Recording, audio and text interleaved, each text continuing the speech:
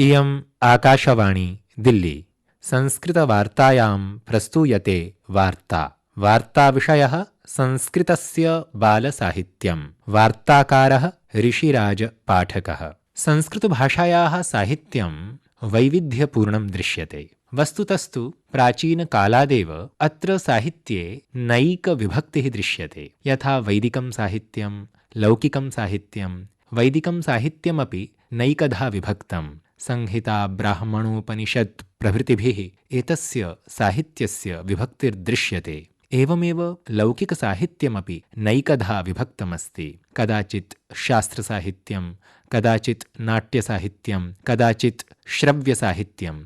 एवं प्रकारेण अस्माकं परम्परायां संस्कृतसाहित्यस्य विभाजनं नैकधा दृश्यते। परं प्राचीनकालात् एव बालसाहित्यम् इति नाम्ना न किमपि विभाजनं, न किमपि नाम अस्माभिः अवलोक्यते। तर्हि अयं प्रश्नस्तावत् अत्र समुदेति यत् किं नाम बालसाहित्यं, यत् आधुनिके कालेऽस्मिन् एतस्य साहित्यस्य काचित् विच्छित्तिः दृश्यते। वस्तुतस्तु बालसाहित्यम् इति विषयमाश्रित्य वक्तुं शक्यते यत् बालानां साहित्यं बालसाहित्यं।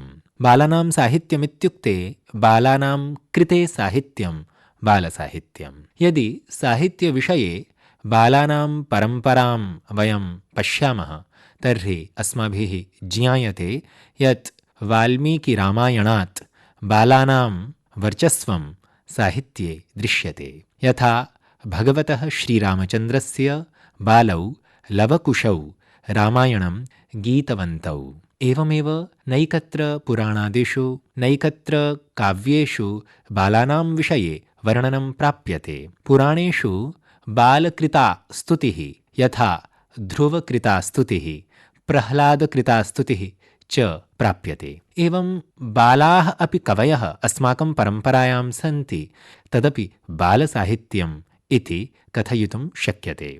परम् आधुनिकदृष्ट्या आधुनिककाले बालसाहित्यं किञ्चित् अभिनवं साहित्यं मन्यते। एवम् अस्माभिः कथयितुं शक्यते यत् बालानां मतिः कोमलमतिः भवति, सुकुमारमतयः भवन्ति बालाः।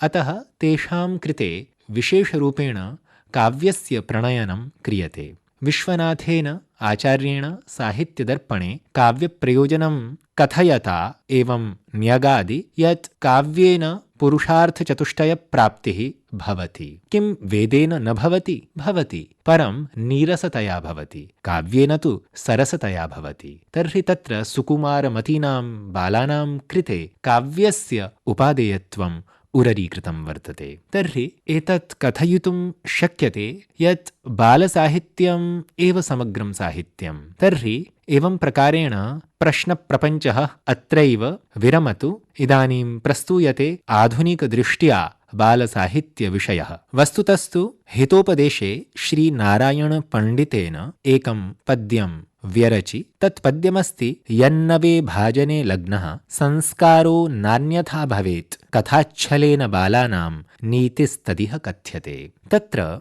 हितोपदेशकृता यदुक्तं तस्य भावः वर्तते यत् बालानां कृते यदपि नीतिज्ञानं दीयते तद् ज्ञानं कथाच्छलेन क्रियते। तर्हि कथाच्छलेनैव बालानाम् अवबोधः भवति इति धिया बालसाहित्यस्य दर्शनं तत्र हितोपदेशपञ्चतन्त्रादिषु ग्रन्थेषु अस्माभिः कर्तुं शक्यते।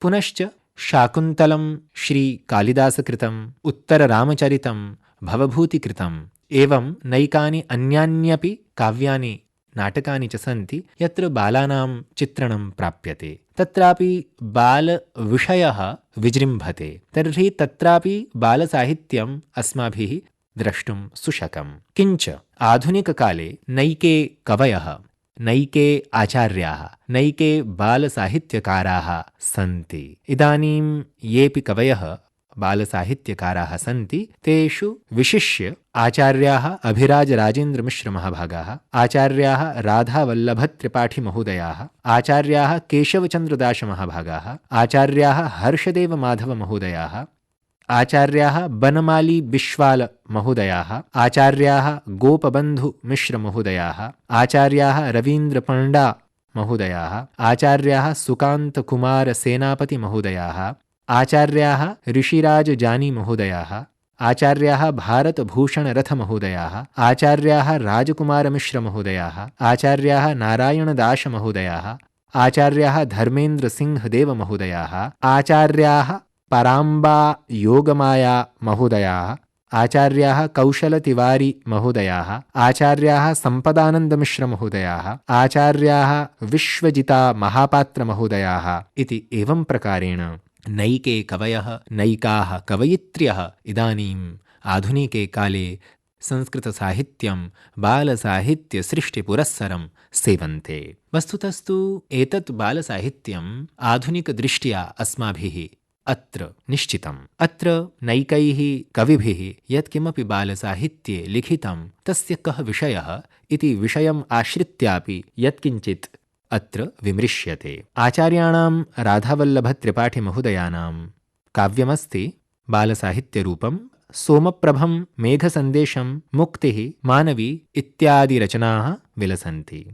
तत्र सोमप्रभम् इत्याख्ये काव्ये लोकचेतना परिलसति। मेघसन्देशाख्ये काव्ये सौरभपात्रमुखेन पर्यावरणचेतना विजृम्भते। मुक्तिः इत्याख्ये काव्ये बालश्रमविषयश्चर्चितः। मानवीत्याख्ये काव्ये बालस्नेहः तत्र परिलसति। एवं नैकेषु काव्येषु बालविषया चेतना तत्र तत्र परिलक्ष्यते। अथापि आचार्याणाम् अभिराजराजेन्द्रमिश्रमहोदयानाम् अपि काव्यानि बालसाहित्यपराणि दृश्यन्ते। तत्र कौमारम् इत्याख्यं काव्यं बालगीतसङ्ग्रहरूपं भवति। तत्र भारतकृषिः उल्लिखिता वर्तते। भारतकृषेः महत्त्वं तत्र समुद्घोषितं। निसर्गशिक्षाख्ये काव्ये परोपकारभावः तत्र चर्चितः।